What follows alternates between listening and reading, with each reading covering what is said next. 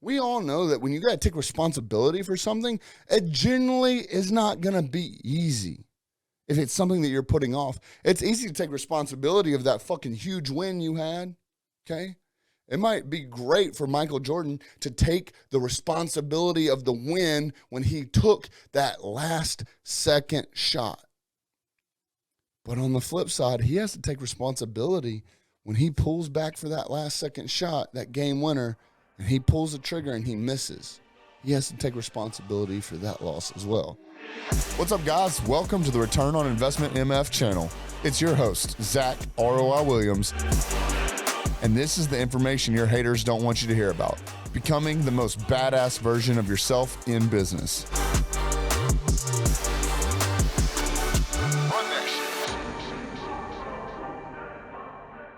What's going on, guys? It's Zack, ROI Williams, back with another episode of Return on Investment MF channel. Now, today is something that's going to be true and dear to my heart. It's about owning your life like a responsibility. Now, what I mean by that is everyone has an objective that they need to accomplish here on earth.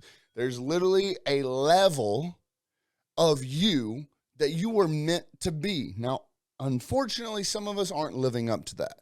Now, there are some of us that are living up to that. And there is obviously a journey in between getting from one of those people to the other. And it's a consistent and constant change.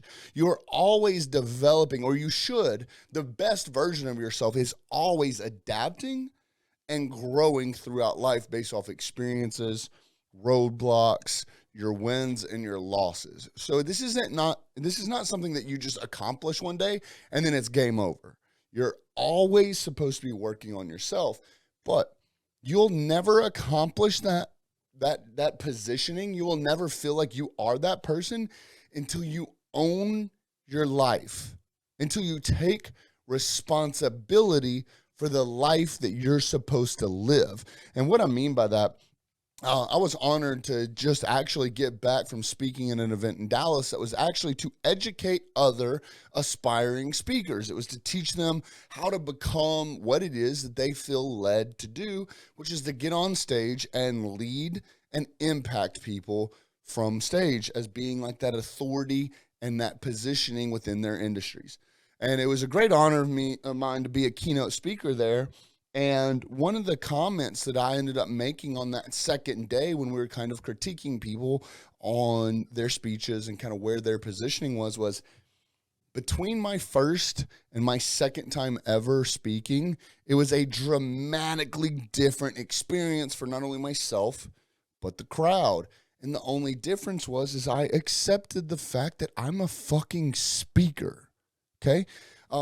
There was not much time in between the first and second time I spoke, and there was no really added education on speaking between the first and the second. It was simply a mindset shift.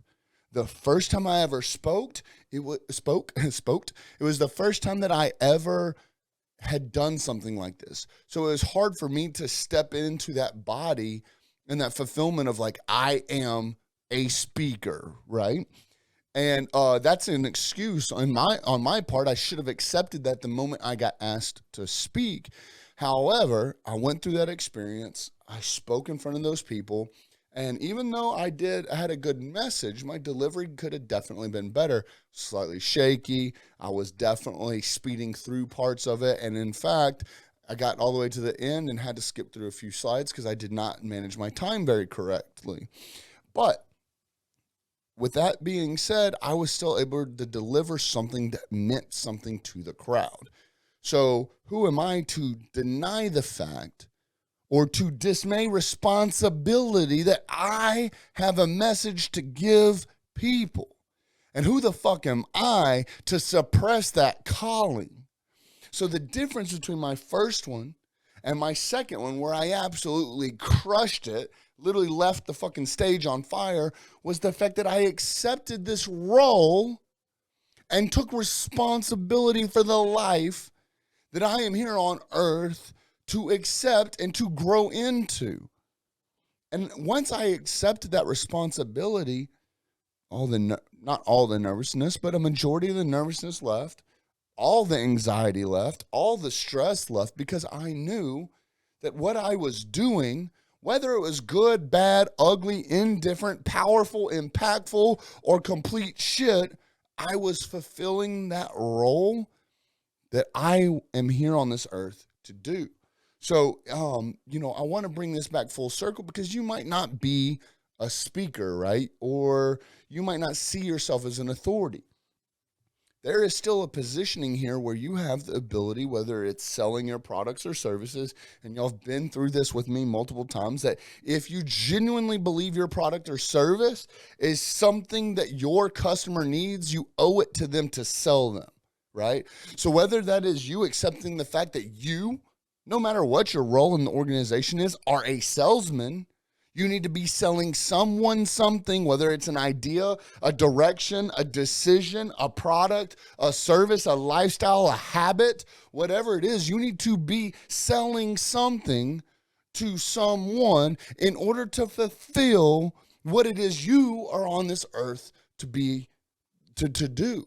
So outside of that, maybe you are, for example, I've had multiple conversations in the last couple of months with people that are just contractors, that are just painters, that are just mechanics, that are just personal trainers. And when I say just, that's what they're saying in their heads. They're either working for someone else or they are the CEO of that organization. How would I be able to leave impact when I am just a contractor, right? In this exact scenario, or a few of the exact scenarios that I'm speaking about, they wanted to step into this position of authority, of being able to change people's lives, of being able to leave greater impact, right? And I'm not dismaying any of those positions or those, industries. Those are very, very valuable industries, and we all need those. However, they saw the next level for themselves, which was leaving impact. And so I told them that they were their own best demographic. They were their own best ideal candidate, because in their head, they're thinking they are just a contractor. Well, if you are one of the billions of people on this earth who think you're just a contractor, do you think that there's, and want to lead a life of additional, more impact, do you think that there's someone else out there that thinks that they're just a contractor, but also want to branch out and leave a legacy, to start change, to create impact in an organization, an industry, or a geographical area that means something to them? Fuck yeah, there are. So why don't you take that just contractor attitude and go out there and reach other motherfuckers that think they are just contractors, and start down that path of true change that you want to see. But you've got to accept that as your responsibility on this planet to go out there and change those people. Now, what if your idea of who you need to be is the responsibility that you just need to be the best fucking contractor in the world? What are the steps you need to take? It's not going to be easy. You're probably not going to like what you hear. It's going to take some real fucking work. It's going to have some real ups with some real downs. I'm just here to let you know. Whatever that position is, whether it's you want to take your education or what you've learned thus far and teach it to others, so that either A, they replicate your wins and they stay far away from your losses, whether that's you want to write a book, whether that's you want to start an ecosystem, a network group, whether that's the fact that you want to take in people that you can actually train to replace you, so that now you can remove yourself from your organization and not work in your business as much as you do on your business. Whether that's to retire yourself so that you can go around and live the life with your family and be that role of like family leader that you so desperately desire. Whatever it is, it's not going to come to fruition until you take responsibility for what that is. So what is that in your heart, in your soul, that as you're listening to this, you're like, that's truly what I want to do. That is truly who I want to be. What is it that is the differentiator between that person and where you are today. And what are we going to do? What action steps are we going to put in place to fucking get there? Like I said, I don't expect you to listen to this episode and then all of a sudden tomorrow you're like the baddest fucking version of yourself you ever imagined. It's going to take work and it's going to take time. But when was the best time to plant a tree? 20 years ago? When's the second best time? Today, right? We can start working on becoming that version of ourselves that we truly believe we were put on this earth to do. But unfortunately, up until today, we were too fucking lazy to start becoming that person, right? And that's the point I mean about taking responsibility for that. We all know that when you got to take responsibility for something, it generally is not going to be easy. If it's something that you're putting off, it's easy to take responsibility of that fucking huge win you had, okay? It might be great for Michael Jordan to take the responsibility of the win when he took that last second shot. But on the flip side, he has to take responsibility when he pulls back for that last second shot, that game winner, and he pulls the trigger and he misses. He has to take responsibility for that loss as well. You can't have the highs without the lows. And we can sit here and argue all day long. Sure, maybe there were some other teammates on the team that if they had just made one more shot, we wouldn't be in this position. You're damn fucking right we can say that. But when you want to become the greatest version of yourself, you have to understand at the end of the day, that responsibility falls on your shoulders, okay?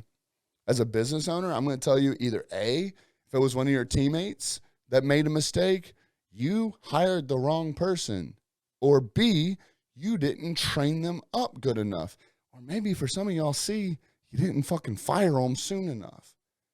As the business owner, those roles all fall on your fucking shoulders. Okay, you want to come back, well, I don't own my own business, bro. That's fine. You need to take responsibility that maybe you got the wrong fucking friends in your life. Maybe you've got a family member that's spitting toxicity into your life that you hadn't cut from the team yet. Maybe you have been too lazy to actually find a mentor, someone that can be a role model for you, and not more so than just listen to what they fucking have to say, but replicate it. Okay? At some point, you've got to take responsibility for your actions. Where you are today is all due to the fact, or is all responsible of the fact of all the shit you've done in the past. Okay? Where you want to go, that position, that person you want to be in the future, whether that's 30 days from now, whether that's next quarter, whether that's next year, whether that's 3, 5, 10 years from now, whoever it is that you want to be, you got to start taking responsibility for the actions you need to start taking immediately and on throughout the future until you become that person. But at the end of the day, it's not going to fucking happen until you take responsibility for who you're meant to be, who you are right now, and the actions that you are taking right this second, and every action you take moving forward. Now, again, I want to tell you that who that future version of yourself is, you need to take responsibility as if you are that person now. And you need to think like that person would now. Because if you start taking responsibility for who it is that you're meant to be, when you start taking responsibility of owning your life, you will truly be better. I'm telling you, the difference between my first time speaking on stage and my second was simply just owning the fact that I was a fucking speaker.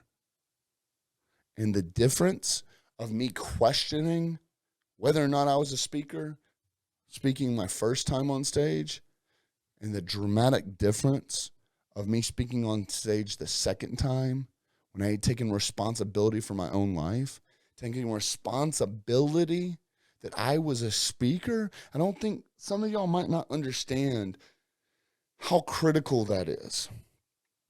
For me to take responsibility of the fact that someone else that I look up to, multiple people that I look up to, invited me onto their stage because they knew that I had something in my heart and soul to share with their organization. I am taking responsibility for being up there, for becoming an authority to their followers, and I have to deliver on that.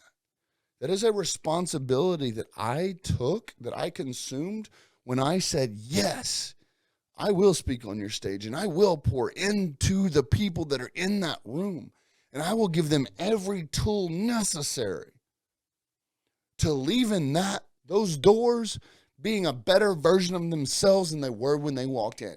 Can you not see how that's a massive, massive responsibility? And the only way for me to actually fulfill that, to consume that, is to believe in my heart and have the responsibility that I've got to be who I was put on this fucking earth to be. For some of you that know my story, it's more than just the responsibility I was put on this earth to be. It's a responsibility that after my motorcycle wreck, God kept me on this earth to do. So who am I not to take responsibility for the greatest version of myself, the greatest form of myself? None of it will ever happen until you realize you have a responsibility of being that person. Some of you right now are listening to this and you want to believe me so much. And you want to believe that you do have this more superior version of yourself. You're healthier, you have better relationships, you make more money, you leave greater impact, you have a better family life, you have a better work life, you have this life of just enjoyment and pure bliss when you look into the future. Be responsible for it and make it fucking happen. Otherwise, it never will. Who's going to do it for you? Your wife's not going to do it for you. Your husband's not going to do it for you. Your best friends aren't going to do it for you. Your mentors aren't going to do it for you. Your mentees aren't going to do it for you. And your peers aren't going to do it for you. Why? Because they better as fuck be taking responsibility of their own motherfucking life and trying to become their best versions. You don't need a babysitter. You need to dig down deep and decide right now which motherfucker you want to be. The one you are right now, or the one you were meant to be. All right, guys, my name is Zack ROI Williams. This was another episode of Return on Investment MF channel. I genuinely hope that meant something to you. I'm going to see you on the next one. Peace. All right, guys, I hope you enjoyed that video. Now, if you want, you can find out more information about me and what we do at zackroiwilliams.com. See you on the next video.